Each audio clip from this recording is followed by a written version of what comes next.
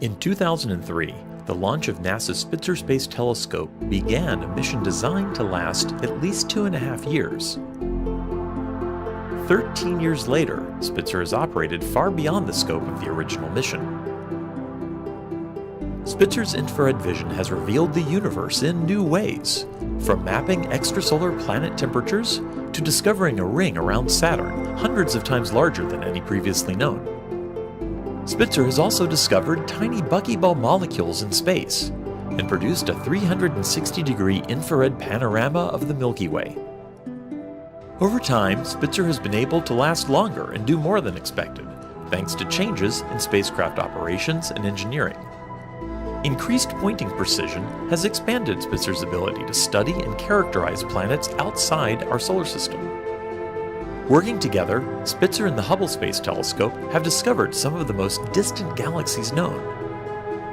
Spitzer is now planned to last beyond the 2018 launch of its successor, the James Webb Space Telescope.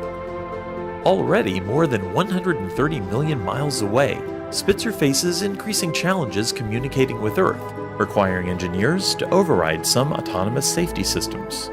While this adds extra risk, it opens the door for years of new exciting discoveries, as this mission phase continues to take Spitzer beyond. TRAPPIST-1 is the latest and greatest discovery from NASA's Spitzer Space Telescope. This telescope was used to finalise the findings of this latest wonder, the red dwarf star TRAPPIST-1. This remarkable star is around 39 light-years away from Earth and is an ultra-cool red dwarf in the constellation of Aquarius. TRAPPIST-1 is approximately 8% the mass and 11% the radius of our Sun.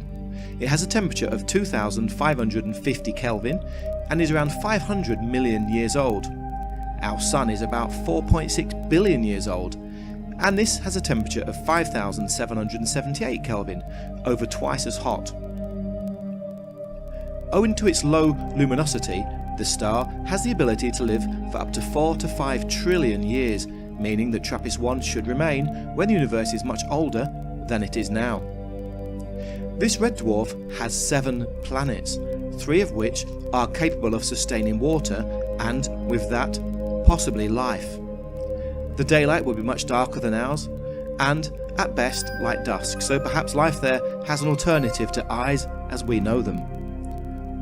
All 7 of TRAPPIST-1's planets orbit much closer than Mercury orbits our Sun.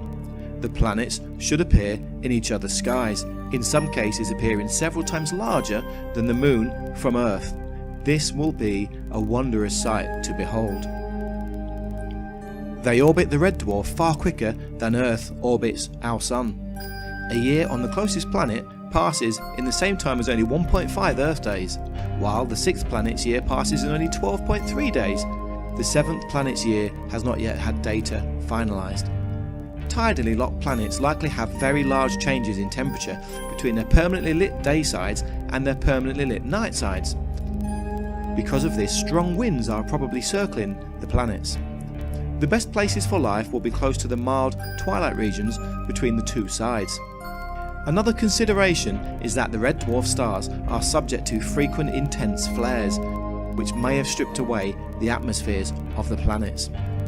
Thank you for taking the time to show an interest in what's happening out there. Be sure to subscribe and enjoy Ancient Revelations, only on YouTube.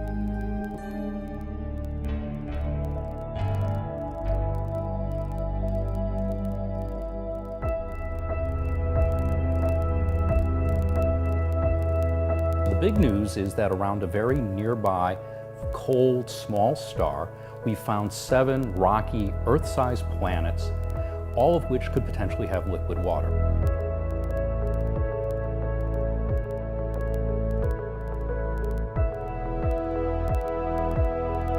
For me, it's mind-blowing. The first time I saw what the system had in it, I just was like, you gotta be kidding me. And then I looked at the data myself, I'm like, yeah, there they all are. It's just, I would have never predicted this. It's beyond, anything I could have ever dreamt of.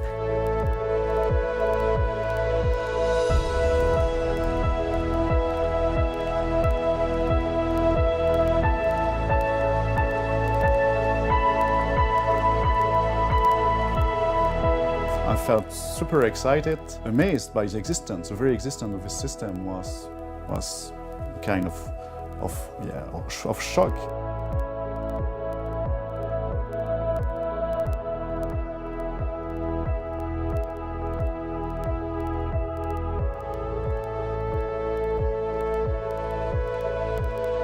If you were standing on one of these planets, you'd actually see a lot of them sort of in the sky, whipping by on these very short orbital periods.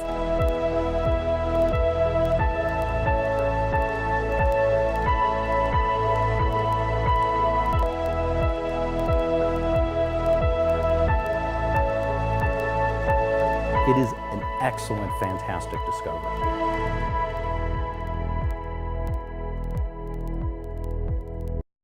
Red dwarf worlds. They're likely to be the most common habitable planet in the galaxy, but they're utterly different to our own. The discovery of 7 Earth-like worlds orbiting TRAPPIST-1 greatly boosts the chances of finding life outside our solar system. But it's going to be unlike anything we've ever seen. These planets themselves are strange. They orbit with one side permanently facing their dull red stars, like the Moon orbits the Earth. This makes one side searingly hot, the other permanently freezing cold. Life could cling to such a hellish world on the narrow twilight zone between night and day. Here, trapped between fire and ice, water could flow freely. But life would still face a multitude of challenges. The dull red dwarf star doesn't put out much energy, except when it lashes out with a flare.